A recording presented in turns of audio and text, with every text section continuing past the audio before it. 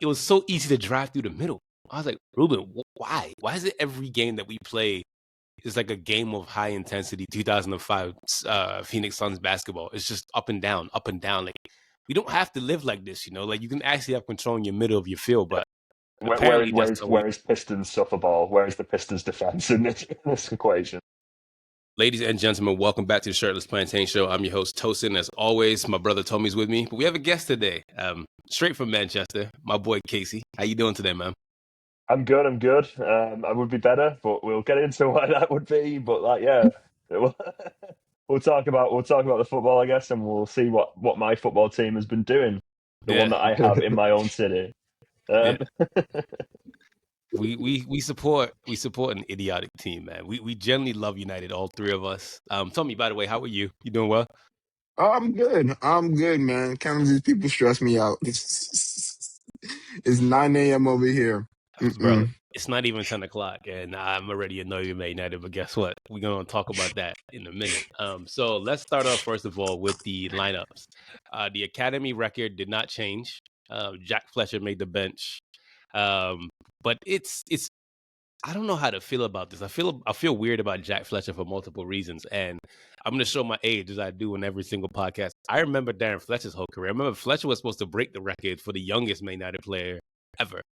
So to see his son on the bench is just like, am I old or have I watched too much football? I'm going with the latter, but It's both. It's both. yeah, I it's weird. was about to say, yes, you are old. Like, I was about to say, I remember Darren Fletcher playing, and I see that, and I'm like, oh god, that's You my age. literally, Like Kai like, Rooney, when Kai Rooney makes the bench, I, I'm just gonna dust away.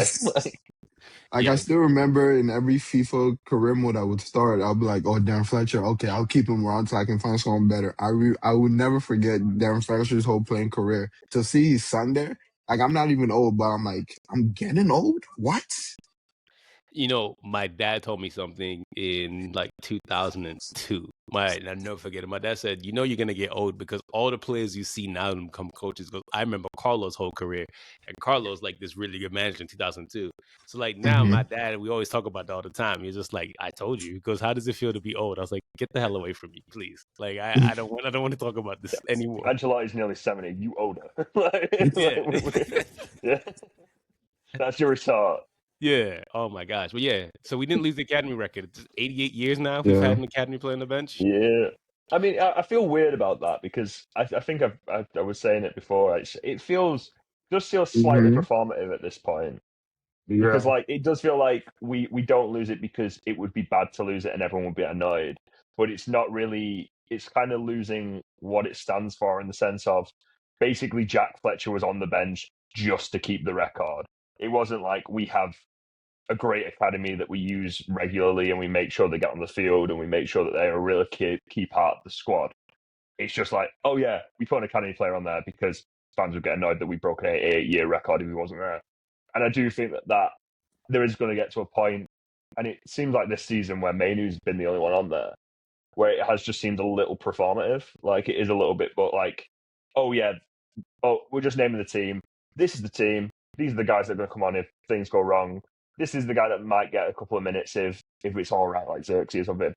Oh, and then there's the academy player just so it doesn't go, that record doesn't go. Fine, okay. It's like admin.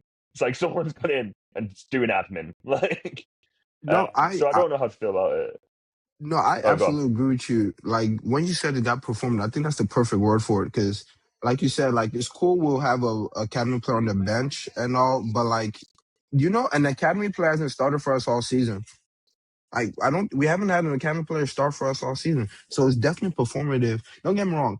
I believe you should be sentimental about football. I absolutely believe it's a game. It's a kid's game. You have to be sentimental about this, or else you go crazy. So the record is cool. It's a nice thing to have. Same way with the like unbeaten at halftime streak. Those are all cool records. But once, like you said, once it starts to feel a little bit performative, once it starts to feel like it's just like a plug and charge equation, you're just there like, okay, so this lineup, this lineup. Oh wait, hold on. Like when you're leaving, you're tapping your pockets, my phone, my wallet, my keys. That's what it feels like having an academy player on the bench. Like, okay, so Dalot, Lemans, academy player. That's what it feels like. So it's like it's cool. I love it, but It's one of those things for me where, and Casey and I had this conversation before you joined. This team is built for a 4-3-3, 4-2-3-1. And the irony of it all is that our academy players are better than a lot of our senior players. The 17, 18, 19-year-olds are better. The 20-year-olds are better than some of the players we have. Like, I genuinely believe in my heart of hearts, Jim Thwaites is a better midfielder than Ugarte. In my heart of Absolutely. hearts, I believe that Scallon, any midfielder we have that plays in the academy, in the U21s or U8, like, I think Sekou Kone is better than Ugarte. And I believe Sekou Kone, when he got his face hit hair, was better than Ugarte. Yeah. We're going to talk about it today. Ugarte is the reason why we conceded both those goals. But let's get into the actual game because whatever. So the lineup, United changed the lineup. It was 3 changes. They went to a false 9. And this is Mhm. actually when I got pissed off with Ruben, by the way, because last week against Nottingham Forest, that's when you play a false 9 because those two center Yeah. backs want a striker to bump and, push off, right? These strikers, Van de Ven and Romero, they don't want to be next to a striker. They don't want to engage in duels. That's not what they want to do. Van de Ven wants to run. We saw that against Copenhagen. That's what he wants to do. He wants to take the ball and run. You play a false 9 against a team that defenders that don't want to defend. That was my biggest strike against Ruben today. I was like, every week tactically you're doing something that is going to piss me off, and this is what you did today. I was like, why are you the way that you are? Like, you don't have to do the things that you do. Like, you have to like, maybe I'm just being, the friend that's too woke, but it's like, bro, why? So that was my biggest frustration was Ahmad, Mbuemo, and Cunha is cool, but where is the striker? Like, where's the meat and potatoes, especially against Van de Ven and, Romero. But that's what he did. Switched it up. Well, it was a really good moment because obviously this is late in the game, but it kind of pins us down. He's like, Romero and Van de Ven, like you said, like to run and he liked to mark space and he liked to basically challenge people physically and on the ground. There's a later moment where Sesko and Romero challenge for a ball and Sesko kicks it and Romero puts his head down. Doesn't really touch him, but he goes down holding his head. Well, you literally watch the amount of play that kind of comes from that, and it's literally like Romero's gone in trying to do this like really big sweeping challenge sort of thing. It's not exactly like a massive tackle, but it is in the same sort of performative sort of way he defends. And he leaves this Yeah. massive space in behind where Sesko literally turns into us to run into. And it's like, okay, there's where it is. That's the striker causing the defender to have to come to him and then creating the space in behind for someone else to run. So, like, having that at the start would have been great. But, like you said, we decided to go false 9 against a team that, one, has defenders who like to run with people, but also has a midfield that can basically go up and down and actually stick with people as well. So it just kind of was like, well, you have this guy dropping back in to try and link it up. It's like, okay, well, they have 2 defenders. Or they have, like, Sarah and Paulinho will both drop back and be able to pick up Cunha as well. So it just kind of seems like a really weird plug and play sort of thing. Like, it was like, you haven't really made a decision here. You've decided you don't want to play Sesko because he's been struggling, but then you've not played him in a game where he would actually be useful here. So it's like a And bit of a that's the strange one. thing. And that's the thing that like Tosin was saying, this is where, like, again, I won't, like, this is me being objective. Like, you guys know how I feel about Amorim. I'm being objective here. There's sometimes where I'm like, yo, what are you doing? Like, I feel like he has the underlines of a good manager. He just needs to not, like, big brain it sometimes. Like you said, this is the game for Sesko. I like Cunha. Like, Cunha is good. Cunha is effective. But like you said, you can't play to the opponent's strengths. Like, you see how what's his name at Liverpool's always complaining, oh, we didn't expect the other team to do this. We didn't expect that. That's not how to manage. You need to be proactive, not reactive. We are Manchester United. You need to be the one making teams adapt to you. And I feel like what he was You trying to went do, straight into the you went straight into the skit of this is Manchester United. We're like, talking about no, Manchester United. there are literally sometimes where I feel like that's the best way to talk about United is just that, like, guys, sit back and realize we are Manchester United. Like, we should not be moving like this. I think that comes from, again, we're about to be this is my new name for the podcast, the friend that's too woke. I just feel that comes from ownership. Like, if your owners are cowards, it's gonna go down into everybody else into the whole entire thing. Like, you as a club need to realize you are Manchester United, and I know it's such a cliche to say that, right? But for God's Yeah. sake, you are the biggest football club in the world. Like, save aside Madrid and Barcelona, sure, whatever. But when it comes to sporting franchises, there's not too many bigger in any sport than United, and we act like as if we're Wigan or something like that. It's Yeah. weird.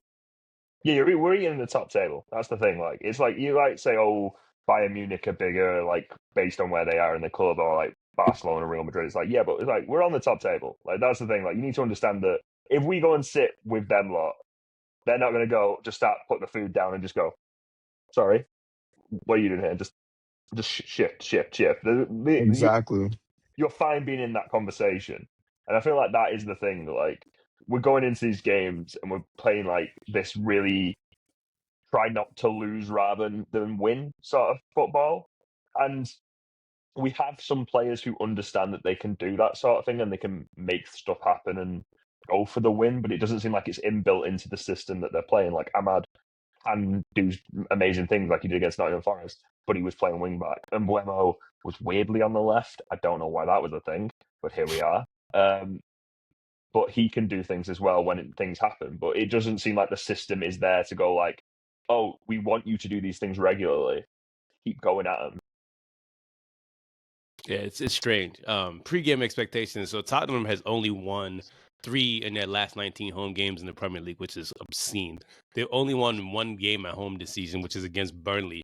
Last time Man United beat Tottenham, Tommy, I know you're gonna love this, was away. The last away win we had at Tottenham was October 30th, 2021. We beat them 3-0. Do you know who scored in that game? Of course, it was my boy. Come on. Yeah, Marcus, Yeah. Cristiano, and Cavani. Cavani is Yeah. somewhere in Argentina right now looking for the freshest mate. Cristiano's getting Piers Morgan to touch his abs, and Marcus is in Barcelona, and that's the last time we beat Tottenham. It's weird. It's all weird. But what did you guys expect before the game? Because I didn't expect much. I expected the game to be decided by mistake, and lo and behold, it seemed to go that way for most of it. So here we are. That would probably be my expectation on that game.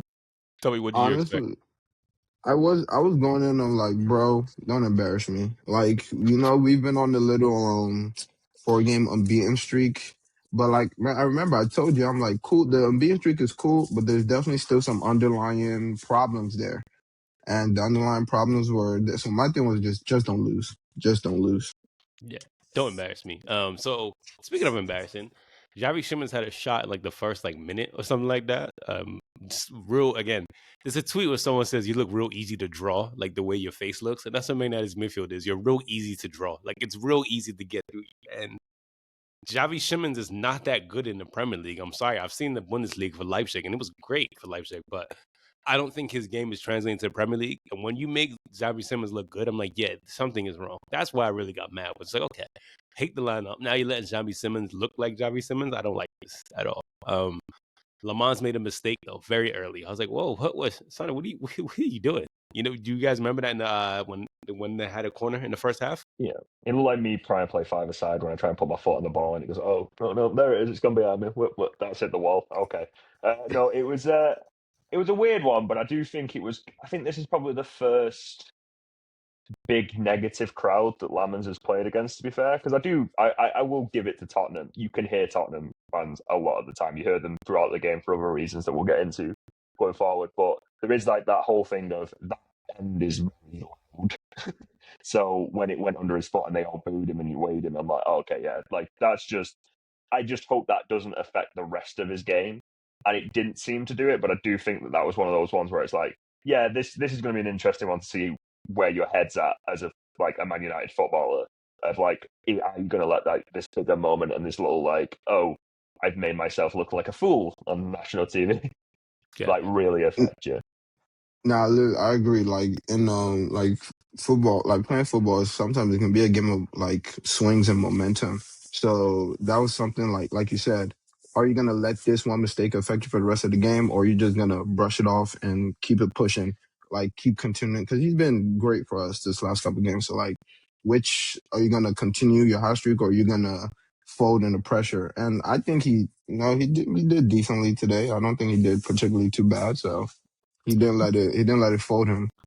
Casey, you said you noticed something with Shaw and Van de Ven, the foreshadowing. Yeah, so I think that it didn't really end up being like an actual thing. I said it looked like foreshadowing at the time, but they held the camera on it a lot, was that Shaw was marking Van der Ven off a corner.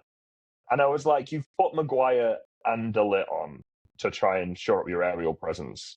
And then you've put the shortest and least aerially capable of the three on the guy who scores the most goals, which doesn't really make much sense to me. And though it didn't end up being that direct, like, clash of people that caused the goals, it did seem to be that our organisation in the box, especially on crosses and corners, was what kind of was our undoing. Because it did always seem like there was someone in the midfield. It did always seem like there was someone free in the middle of the box, someone out wide who just kind of like pick it back up. I do think that organisation is something that needed to be worked on. But it was just that very clear moment when it was showing the both of them. I'm like, wait, why are they doing that? Why are those two guys together? It's like, don't do this. This is going to hurt me. This is going to make me feel sad. Yeah, it's foolishness. In the 6th minute, Mbeumo had a pass, tried to put it across the ball, and he got offside the second time. Bruno was really creative for that chance, and Mbeumo was offside for the second time.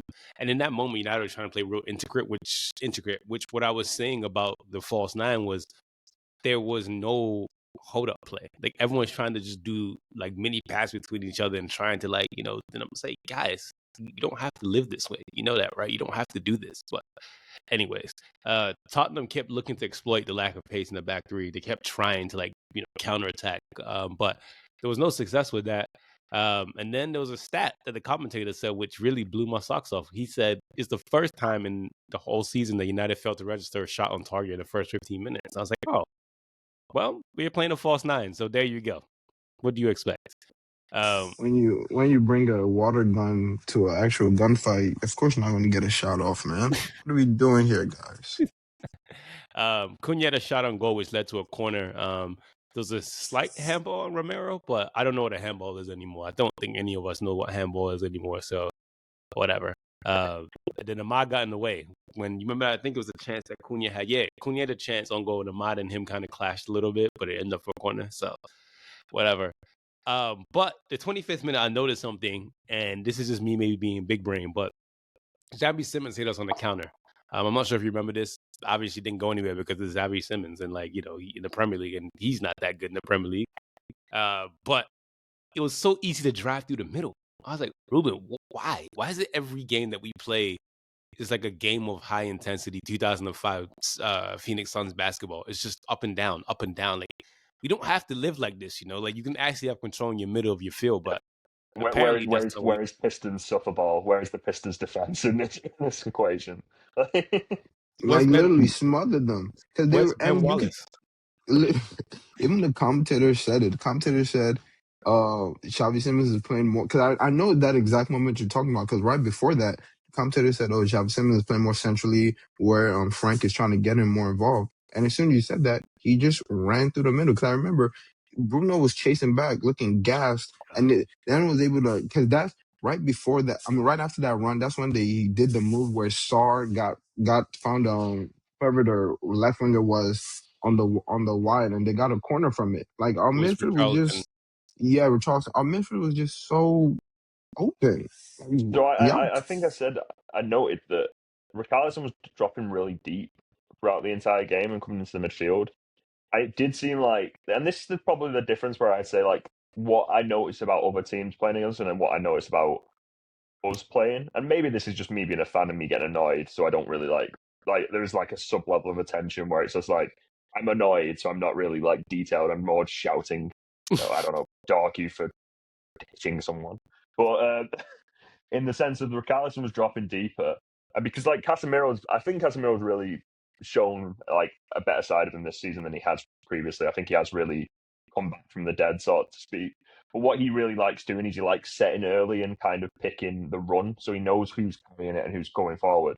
And what I noticed was Richarlison was dropping deeper, which kind of created an overload on Casemiro. So Casemiro couldn't really set and pick. So what would happen is Paulinho or Sarr would pick it up, and then Casemiro would have three guys he'd have to pick from in terms of who it was. Because Bruno's back in Lisbon at this point. He's so thin, he's coming back. He's like, oh no. So he's somewhere over there. I'll be back in a minute, guys. I've already ran forward and I don't know where I am. But and then at that point, it just made it really easy for Simmons. Because I don't think Simmons is a bad player. to be fair, in the Premier League. I think the issue is he's playing in a 3 at Tottenham, where he's playing much deeper and there's not really the space in between the lines. Like, if he was playing in a Cunha position, I think he might be a little bit better. But I do think it is the kind of carrying from deep that kind of doesn't do him that much service, because he does kind of ended up running into traffic a lot sooner than he would do, like a PSV and Leipzig. And that's a space thing as well. But we're not here to analyze Yavi Simmons. We're here to talk about United. But yeah, I thought like that sort of little tactical tweak basically allowed them just to always have a free guy who could just drive through the middle. Casey, what you said was perfect, honestly, because that's what I like. I've realized we've other teams have done this when they've played us too. When they see that we have that two in the midfield, what they do, they drop someone like either their striker, because even City did it with Holland. They drop someone like an attacker into that midfield space, so automatically our midfield just get overloaded. And as long as they have runners, they will always have opportunities. Like, so, like, when I remember when you said it, I looked at it and I'm like, oh, that's exactly what they're doing. Honestly, when we play a team, you just pick a forward player, and I promise you, you're going to see them drop into the midfield to overload Bruno and Casemiro, and then just create more opportunities for them. Like, that's literally how you play against Amorim's team, because he doesn't want to use the midfield to build up, and the midfield is just there for show. So if you overload that midfield, you can easily build up through that. And like you said, we don't have particularly the fastest back line, so they can always test the pace. They can like get the ball, get in the midfield, look up. They have runners against Shaw, Maguire, De Ligt. Euro is the only one I can fully trust, but even then, Euro is not too fast. But like De Ligt has been amazing this year, so I have to give him credit for that. But yeah. Yeah, like I said, United are very easy to draw. 27 minute, Ahmad had this one-man counter attack from a corner. So Tottenham had a corner, and Bemo cleared it, and somehow Ahmad got a corner. And I was like, oh, you might be really good at this sport. Even though this coach doesn't have a platform, you might be really good at football. So fair play, Ahmad. 31 minutes, Ahmad gets an assist from Mbeumo, which is a really good goal. Pedro Porro did not jump. He just turned around and saw a header. And I think because his head was so shiny and bald, that's why Pedro didn't move. I think he was distracted. But either way, it was a good goal. But again, that was our only shot on goal. That was literally our only shot on goal until like the 75th minute or something like that, if you can imagine. So there you go. How do you guys feel about the goal? Bozo-off. Just a bozo-off. As soon as it randomly deflected, I was like, this is going for the goal. Like, it was just like, as I said, it's the first person who makes a mistake, because it was that sort of thing that both teams would kind of get in. When they got the ball in midfield, they were doing decent getting up the pitch. They were kind of doing all right defensively. Tottenham didn't know how to wait a pass. We didn't know where to pass to. And then it just kind of was like, and then the forward line was just really not getting involved. It was kind of like that first moment where our mistake has basically allowed us to reload in that final third with all the players right up and everything, and no one really needing to like position themselves properly. They're already kind of where they need to be already. They created a really good chance. And yeah, it's a really good goal, really good cross by Ahmad and everything. But it is like one of those ones where it's like, yeah, this is not really the system providing chances. The system does not provide Chairman Mao. So I realised I was saying a very, very big Chairman Mao quote there. But like, it's just like, it just happened. It's like if Russia just delivered factories to Chairman Mao's doorstep, and he's like, "Yep, sweet, the Great Revolution." Like, no, it's not. It just happens. Like, we need more Zoran. That's what we need. No, like you're actually very right, because even the way they got even like you said, the way we got the chance, they tried to like I think it wasn't Spencer, whoever tried to clear the ball, literally cleared it off Bruno. It bounced to Cunha. Cunha found Dogu, and Dogu hit it. Like it was literally not like intricate play or we made it happen. I guess you can say the press made it happen, but not really. It was literally just a bozo off, and the less bozo in the moment came out with a goal. But don't get me wrong, great cross and even better header, because we've seen people miss from there. So honestly, as soon as I went out, I was like, cool, give me that goal. Let's move. I don't care. That was Mbeumo's fifth goal against Tottenham, by the way. And I was already I had a different podcast title, a different description, a different caption, everything. Everything was different because of this goal. I know that it actually was. I'm starting to trust bald men again. It's going to be definitely was going to be a title or something like that. It wasn't actually. It was going to be It was going to be called Keeping It Frank. Ah, Yeah. fun. This is why they pay me to write. This is exactly why they pay me to write. This is why you get the big bucks. Yeah, It's because it's like, what's the easiest pun? So let's be Thomas. No, that doesn't. There we go. Let's keep be it frank. Let's be frank. Let's be frank. There we go. But Casey, you said something in the 40th minute about Tottenham not knowing how to wait a pass, their front line. Yeah, it was so weird. Like they were doing all the right things, and they were getting the runners into space, and they were kind of finding the little like pockets that we were leaving, because Mhm. obviously like our wing backs were pushing really high, and so on. So and Brennan Johnson was really big on this as well. I think like the passes to Brennan Johnson, where the position Brennan Johnson was taken up, which kind of then led into a weird thing in the second half where people were like, "Oh, Doggo's had Brennan Johnson's number this entire time." I'm like, no, it's that Brennan Johnson's had passes fired to him like they hate him. Like it's like it's in a sense of like they just kind of were just overhitting stuff all the time, or they were really hitting it with too much power and not really getting the control on it they needed. And I feel like if anyone in that midfield could kind of just calm down by like 10%, they probably would have made more chances against us, especially early on. I think we did They really didn't well to have kind of like. wait, Sorry, they go on. didn't have Lucas. They didn't have Lucas Bergwall today, right? No, and no Kudus No, either. and Yeah, Bentancur was later as well. Yeah, literally, if they had Kudus this game, Kudus or Bentancur, they win this game by like 2-3-0. Because like you said, they just literally could not find passes, could not find runs. They were. I'm really glad you brought up the Dogan and Brennan Johnson point, because I saw on Twitter someone like, "Wow, Pedro Porro and Brennan Johnson can't get their game off on Dogu. They stink." They're not getting the opportunities to. Like, they're not. And Dogu's the type of player you can't play a through ball and hope the player beats Dogu. Dogu's like, yeah. yeah. So you need to like play to feet and let them go at Dogu, because then he's more Yeah, susceptible. if you put Brennan Johnson on the other side against Mazraoui and obviously Ahmad later on, and then you put if you have like Kudus against Dargu, that game just goes horrendously so quickly because It's bad. yeah, It's bad. Casey, also another point you made in the 44th minute. We talked about this literally like not too long ago, but Richarlison kept dropping deep, and Casemiro couldn't be a carrier anymore. I remember you kept saying that. So more proof of what we saw, because clearly our eyes work. So, but then I'm we not got wearing my glasses, but my eyes apparently do work. yeah. It's don't worry. Then we got halftime. This is the sort of game you said like Tottenham go in, make some changes, and then we can see within the first 10. So basically everything that happens to us all the time, like Nottingham Forest and every other game that we play, where you go into halftime with a lead and it's like, oh, by the way, guys, guess what? We're a little bit dumb. So there we go.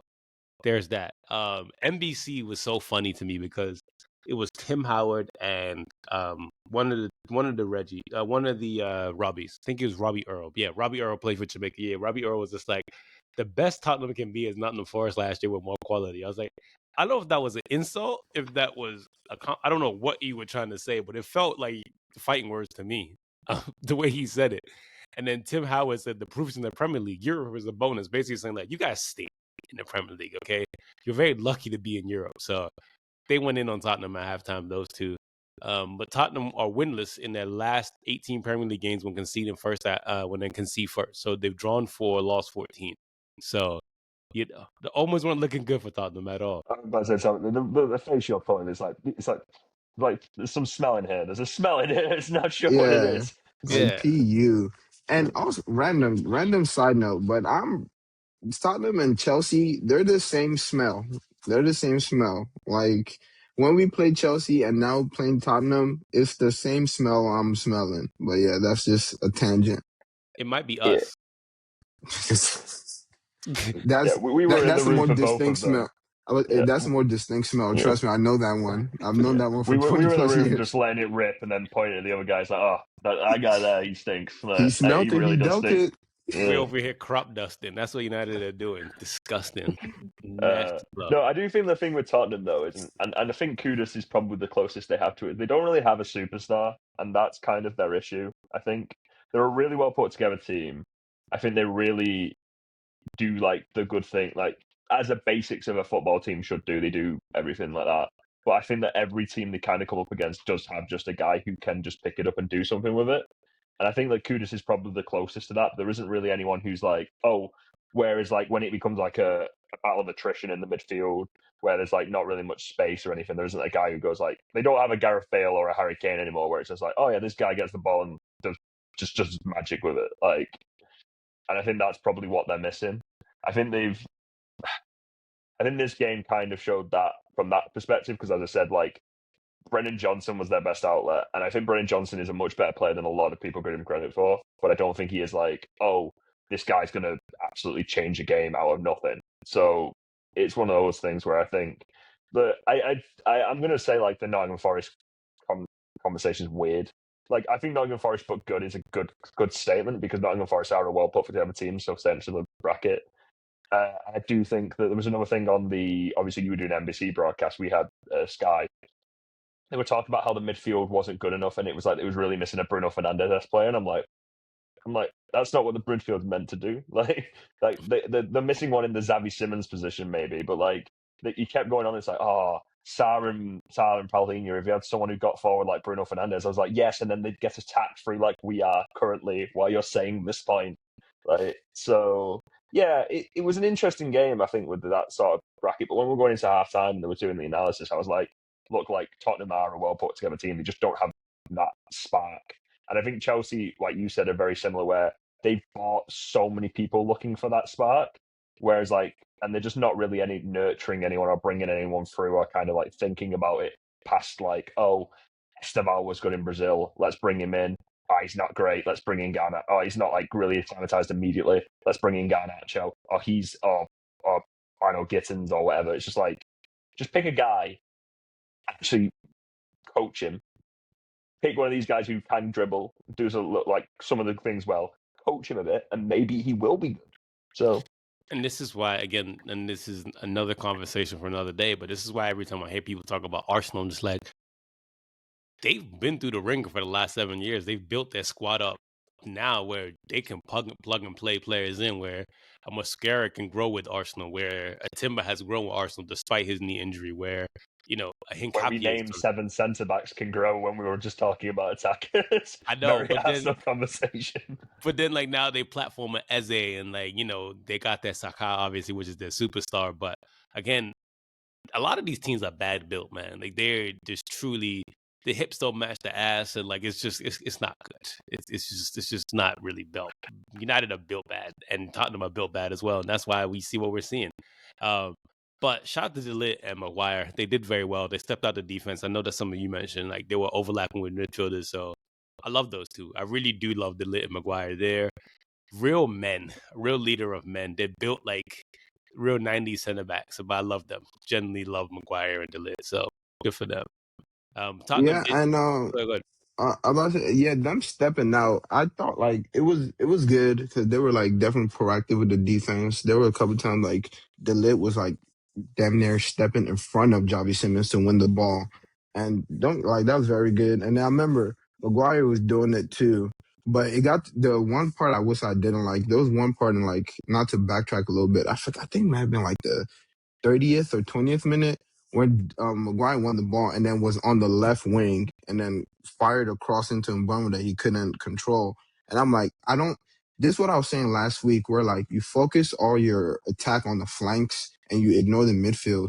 Then you put players who are not used to creating on the flanks to create. And that's where I feel like it becomes a problem. Because cool, Maguire stepped out, won the ball. That's amazing. In that position, he should be giving it to a Cunha, an Mbuemo, an Ahmad, or like someone else in that situation so they can create. He shouldn't be the one over there by the touchline trying to do the Berber spin to get it to Mbuemo. Like, that's why I feel like the system breaks down. They're aggressive, they're able to step up, they're able to win the ball. Lovely. But then what's the next step? They should either, like you said, like Casey was saying, then that's when you pass it to like a more creative person, a more creative midfielder, a more creative winger, someone who can create. So like that's their job to do it. Not it shouldn't fall on the shoulders of Maguire or Dorgu or God forbid Dalot. You feel me? You had to just throw your shot to download there, didn't you? I don't like I mean, that guy. there are Especially some occasions where it's fine. Like I guess, like it depends on the centre back because, like, I mean, Inter is in some of the sense where you were doing a similar three at the back system yeah. as that. They had the Stoney, who just marauders up and down the field like he's trying to Yeah. take heads. Like it's Even even Jekyll. Vanderven, like you saw the goal he scored, yeah. But exactly, like you said, in some cases it does work. I just don't think we have the I don't want Maguire doing that. Let me say Yeah, that. the common Let me denominator there position it that is way. pace. It's pace. Pace Yes, helps. yes, Maguire exactly. having the turning circle of a truck does not. Like I love him, but my God, that man is as stiff as anything.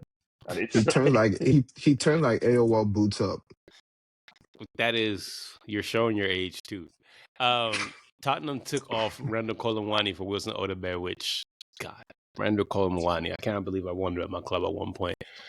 Whatever. Anyways, France is enough strikers that Colomwani doesn't have to play because that is not a good footballer right now. I would like to say I saw through the fluff when they wanted 100 million from him at Frankfurt. I said no, keep him. Frankfurt Absolutely not. are great scammers, man. And shout out to Frankfurt. They know how to sell their dope really well. So good for Frankfurt. So Lamens, you mentioned in the 46-minute Casey that he get a really high claim, and you felt. How did you feel? feel safe. Felt good. No, yeah, it is amazing how having a keeper that actually acts like a man, like acts like a real man. Nah, but all things like he is actually proactive. Like there is other instances where they did a long ball and he was already off his line, ready to go and claim it. Like he ended up claiming it in the box, but if he needed to, he was already way out the box, ready to kick it. And it is like some of the times it's like there's like a mess about at the back. If they pass it back to him under pressure, he's not going to just go, oh, maybe I could. No, he's just putting it. Like, okay. Like sometimes you just need it. He makes definitive decisions quite a lot of the time. And I think that's the best way of putting it. Like Onana, bozo, like genuinely. Yeah. I feel like you put him in a brewery or struggles to organize a piss up. He has absolutely no definition. Like he just doesn't know what he's doing. Like Bayende, he's also in the brewery, but you forget he's there. He's just in a corner. Like Binder's biggest problem is that he's a coward. Like Onana's biggest problem is that Binder is a problem. Onana is like you said, like they would pass ball to Onana and you would actually you would see him trying to think of what to do. Like you would see him literally do PEMDAS in his head, trying to figure out where to pass, where to get the ball from. And it's like, yo, it takes too long. By that time, all his options are gone. But Lamens, he gets the ball, he knows what he's doing. He knows, all right, I'm swinging this to Dallo, I'm swinging this to Maguire, I'm swinging this to Delip, I'm booting it up. Those and he does it quickly. You never notice Lamens get caught halfway between a decision. I think that's the Yes. thing. Like you never see him coming out for a claim and go, oh, actually no, I can't get that. If he's coming out for the claim, he's coming out for the claim. Sometimes he doesn't come out for the claim, and obviously that's led to a goal in the past. But at least you know he's like, I was just going to stay on the line because I thought my defender was going to get it. Like he comes out for a high claim, he gets a high claim. He comes out for a ball, he'll get the ball. You never see him like half go, oh no, that's not what I should have done. Like I think that's probably the major difference that you see between Lamens and everyone else, and why I feel. So you guys are basically saying that we have the cowardly line and Tin Man. That's goalkeepers. Yeah. And Amorim is doesn't have a brain. I know Wicked for Good's coming out, and we need to plug the podcast. Ads everyone. Ads. Wicked for Good's coming out. But it's just doesn't have a brain. The Tin Man doesn't have a heart. That's Manchester United in general. They don't know what it is to be Manchester United. Man, they don't. They just need Dorothy to come and be like, "What y'all doing?" Yeah. Lads, Universal, Paramount, whoever's doing Wicked for Good, I don't know what studio it is. We're available for ads. For ads. Matter of fact, put us in a movie. Put us in a movie, man. Oh man. So Bruno, he should have passed out wide to Mazraoui. Oh, Bruno, man. I remember that play. He hesitated so much. He was he's so clean open, and then he cuts back in. Yeah. And you know what made it worse? He looked at him, and then turned back into the. Oh God!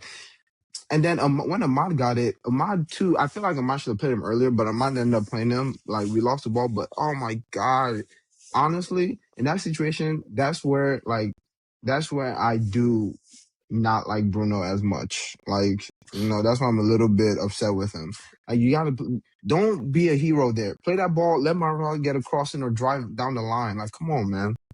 See, I think Bruno is a perfect encapsulation of what Amorim wants this team to be, which is get chances and get the ball at the field into a chance as quickly as possible. Which I don't. Which is where the kind of clash of ideas comes from him being like a deeper midfielder, because you want your deeper midfielder to make decisions, make control things, kind of not waste possession. See that guy out wide, get it out wide.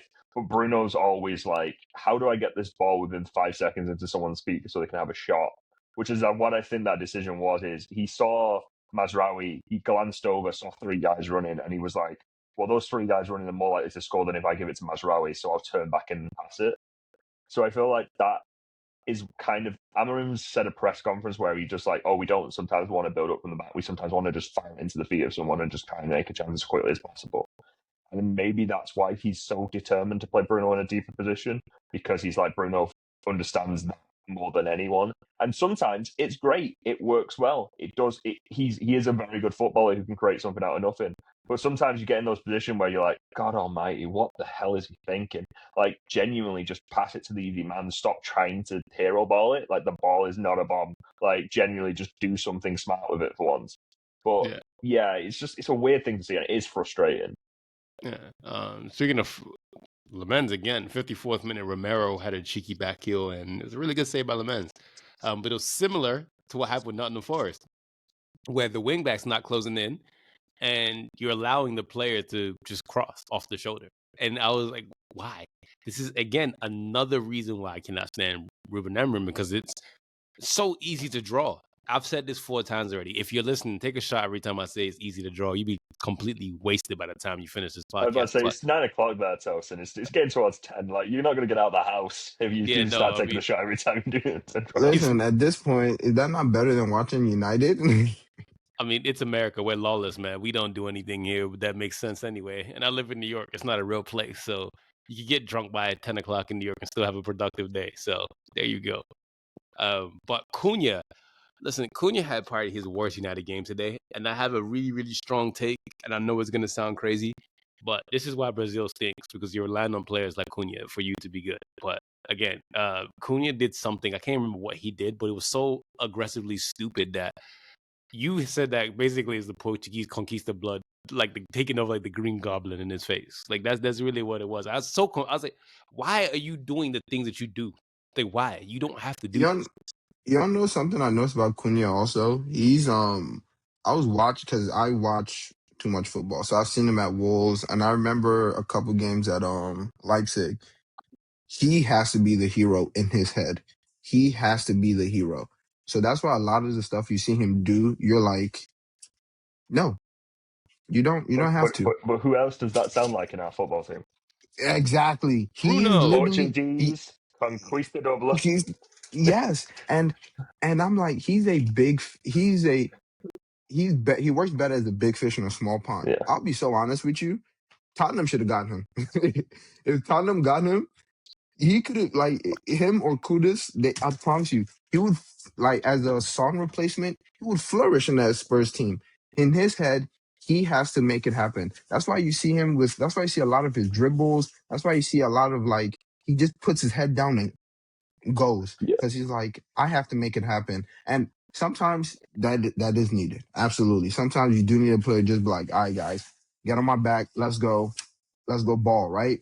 But, and I know exactly what you're talking about. That's not needed from you. You don't need to do that. The thing is it's like, it is just like, which way Brazilian, man? Like, it's either you become a samba footballer or you become a shithouse.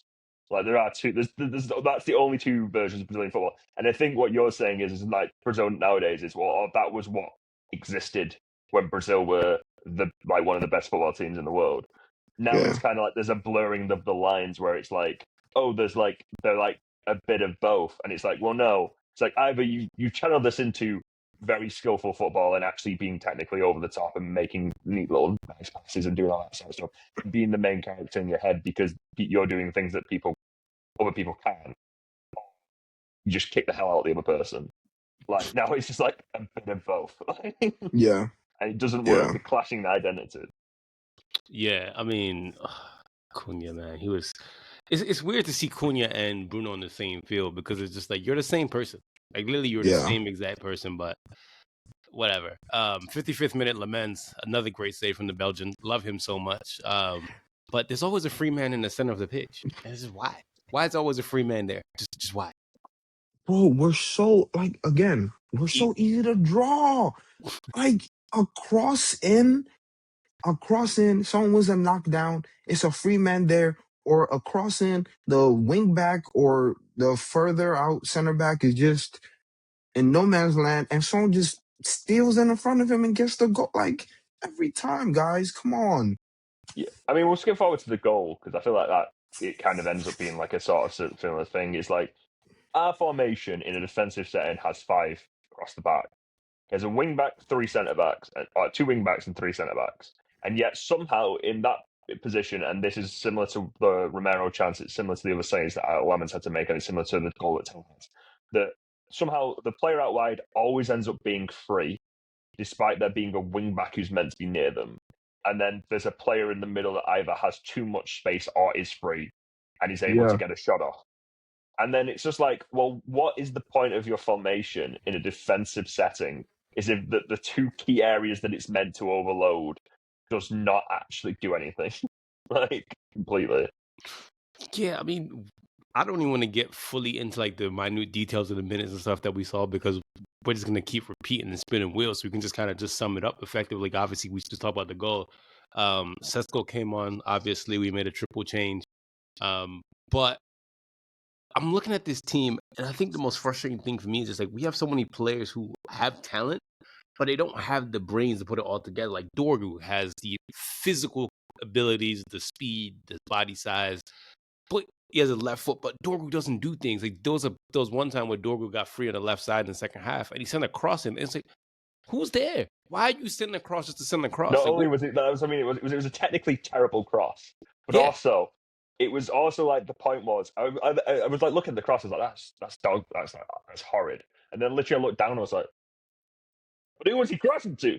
Where's the man? Like messed up the cross, messed up the tact. Like he was just kicking it. He acted like it was a clearance, like he was trying to clear the ball, and I'm like, that's not. And Dogu, I would defend Dogu. Like I would still keep defending him, but I can't. Part of defending a player is admitting, yeah, there was shit there. And there's sometimes where I'm like, bro, Dorgu, I can't defend that because, like you said, the brain's just not there. Dorgu is like 6'2", 6'1", 6'2", rapid, strong. Again, a left-footed left back or left wing back. We love that. But my God, is he dumb sometimes. You know what Dorgu needs, honestly, fellas? He needs a good summer in Nigeria. Like, not in Lagos, but like in his village in Igbo land. Like, he just needs to go home and reset. Like, Skepta went home one time and he literally became Skepta because he was in Nigeria for a very long time, went to go see his grandfather's grave, and he became a much better person for it, right? A much better artist.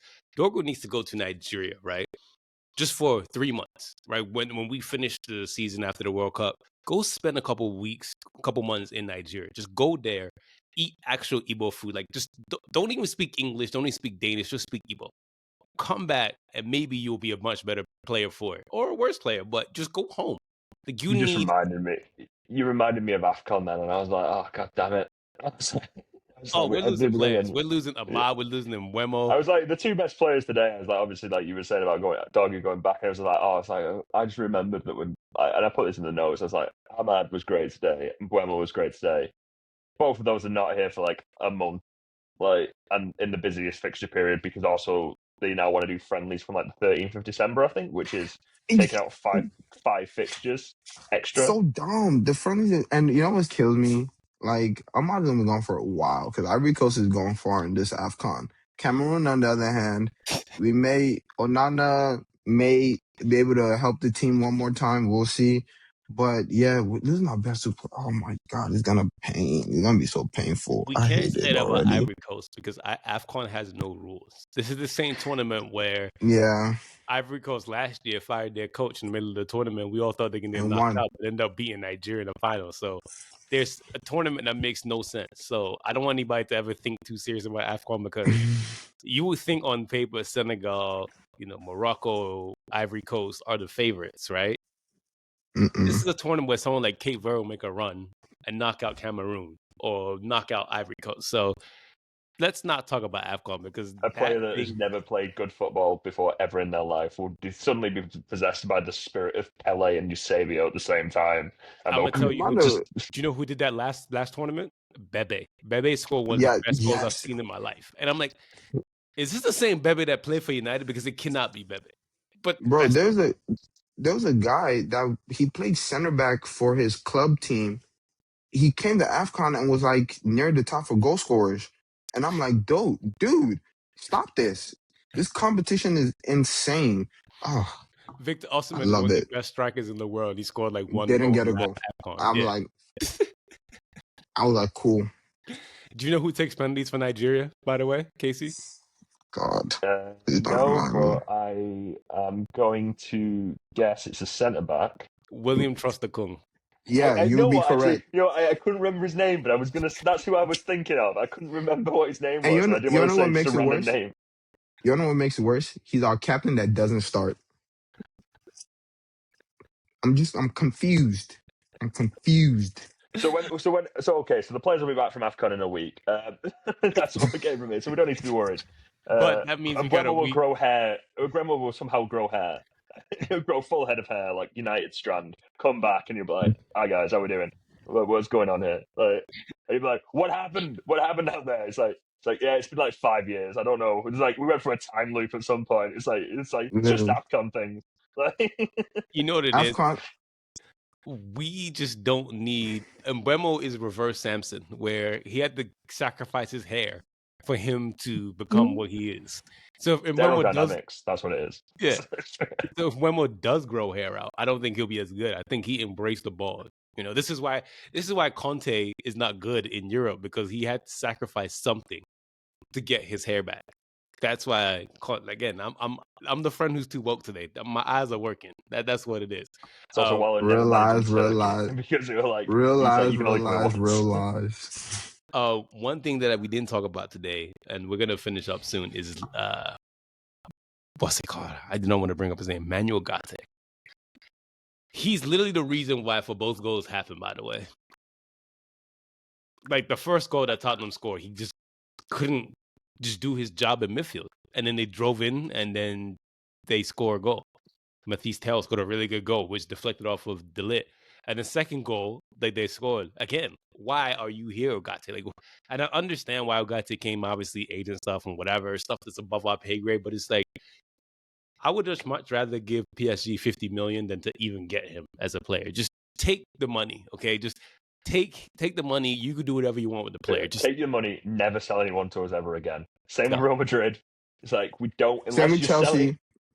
Yeah, unless you're selling like Don't buy from Vinicius them. Junior. Don't call us. Don't text us. Don't send us a message. Just leave us alone. Let us have a nice little bubble. Don't take our good players. Leave Euro here.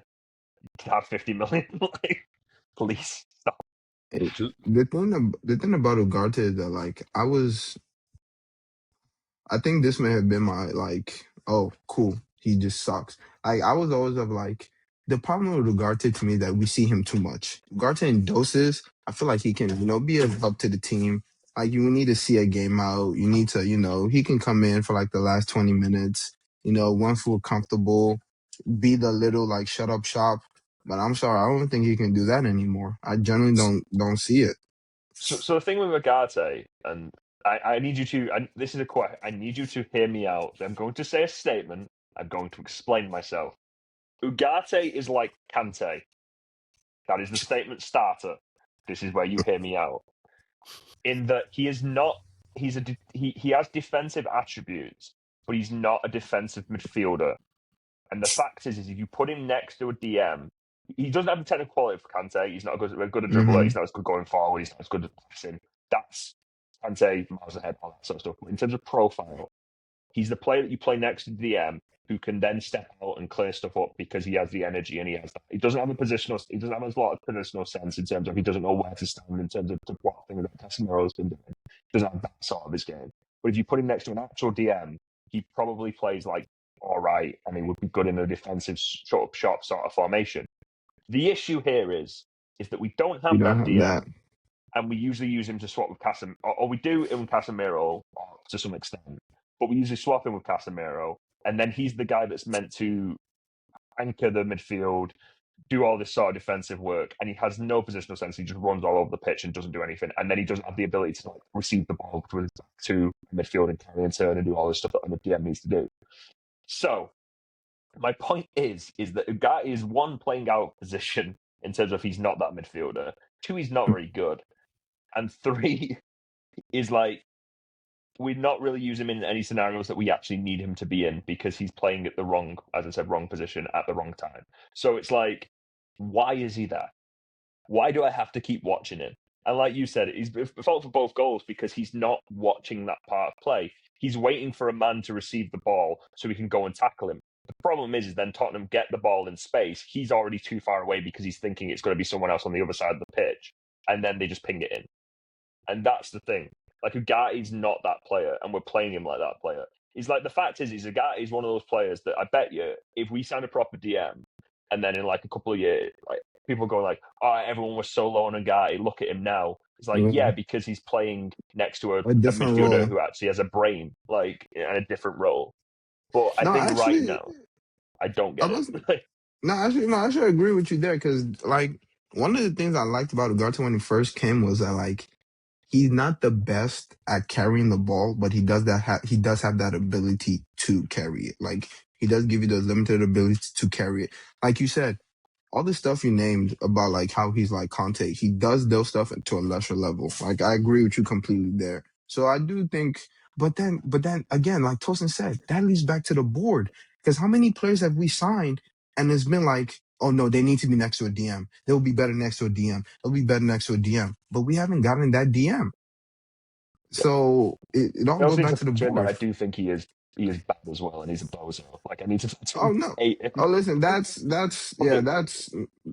given. Yeah, no, I'm right But there that's with my you. I devil's do. advocate other side of the conversation. Like, if I am going Yeah. to be honest and say like how players have done it, I do think he is playing really badly and is an idiot. But also, I feel like he plays better in Yeah. a But more favourable situation. again, that goes back to the point of the system is not platforming the players correctly. Like, it all goes back to, all roads lead back to Rome. All goes back to the Glazers and Amorim's butt crack system. It all leads back to Rome, and it's very annoying. Well, what did I say? Once again, Man United are very easy to draw. Once again, though, like Šeško he has a lot of potential. Like, there's stuff that he does when he holds out the ball, but then he overthinks when he shoots, when he doesn't shoot the ball. Like, he should have put that chance away. Then he gets off injured, and I'm just like, oh, Benjamin, at least you're better than Højlund and at least holding up the ball, at least, bare minimum. So it's a lot of work to be done with Šeško, but again, he's not platformed well. Again, a lot of our players are not platformed well. This just goes back to going back to Rome. Our system stinks. It really does not, like, I don't know a single Manchester United player under the last year that Ruben Amorim has had one. I'm just like, oh, you look really good. It's more so just like, I see the talent, but the talent's not being applied in the correct way. Properly, It yeah. is literally just Ahmad. I think that's the only player you can go like genuinely. This player is like, it's just good. Like, maybe obviously there are players that we just signed. I think Buemo probably would fall into that category as well. Early days, whether the system does limit him or whatever. But it's just Ahmad where it's like this man gets the ball. It's like, no, he's just really good at football. Like, fair Yeah. enough.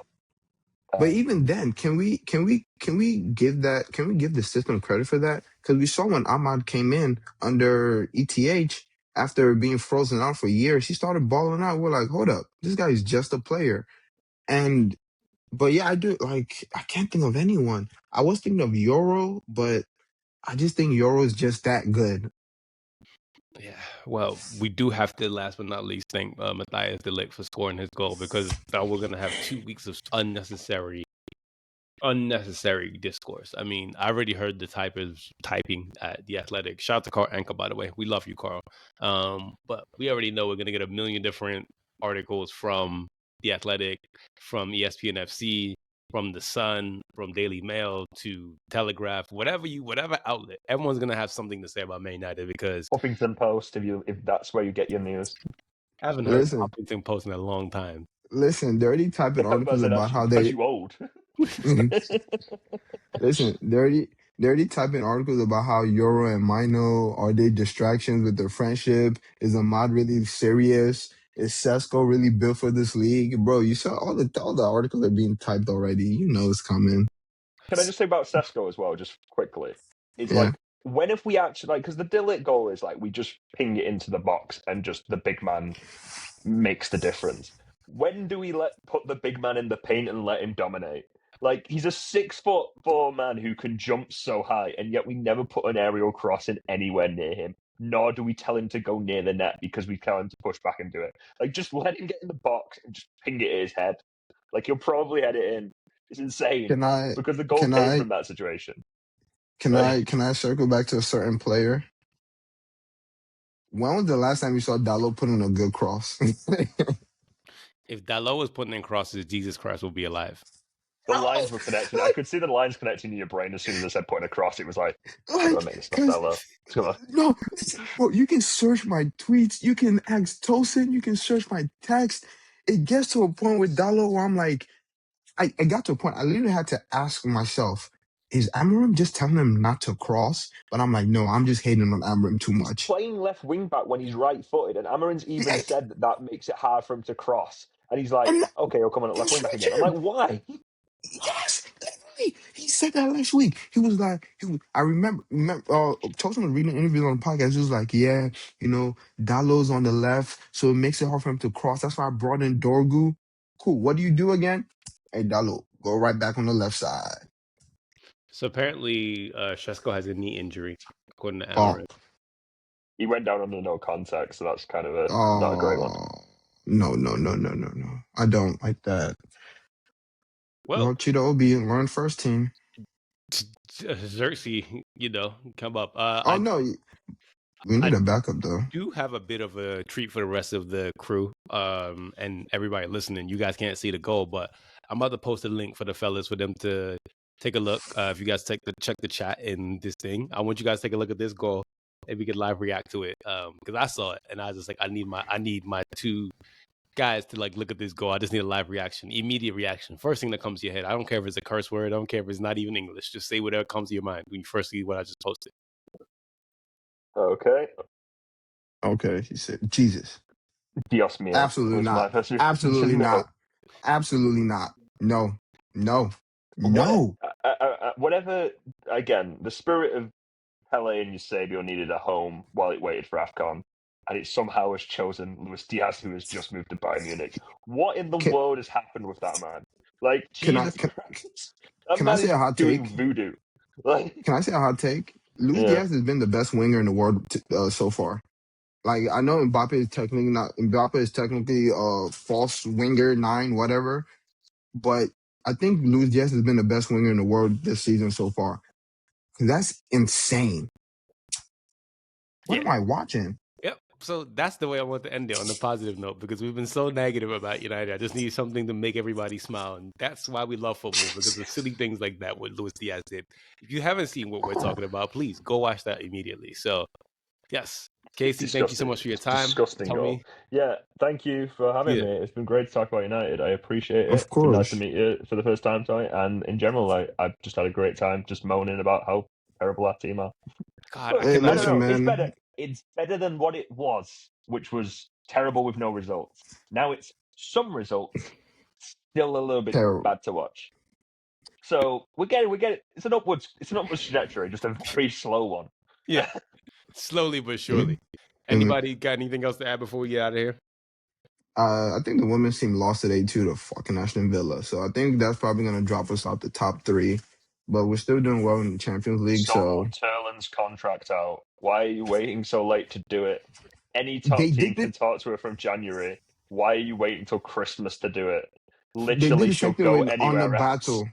They did the same thing on the battle. They did the same thing with Russo. They did the same thing with Mary Earps. Even though I love Fallon, I think Fallon has been better. Go Fallon. It's I was about crazy. to say, It's so talk about your crazy. support of Mary Earps more. That's definitely the cultural zeitgeist to do right now. What Bro, a terrible person she is. she's horrid. Like I read some of like the excerpt from the book And I was like, oh, you're just bitter and I sad. feel like they just need to download the book to my phone, like the U2 album at this point, because every single time I go on Twitter, I just see It's more about her. excerpts. It's just every single Yes. time. It's like, and I heard you in an interview saying my words were misinterpreted. I'm like, then don't put them in a book and publish it. Like, they're from your book. Your ghostwriter has done you dirty, but it's still your book. Oh my gosh. Your Fellas, book. thank you so much for your time, everyone. Please don't forget to like, comment, subscribe. We have 2 weeks away from Manchester United, and we can never be more happier than to not see these guys for 2 weeks. In fact, make it a month. I want to see you again. But yeah, we're out. Everyone take it easy. Peace. Peace.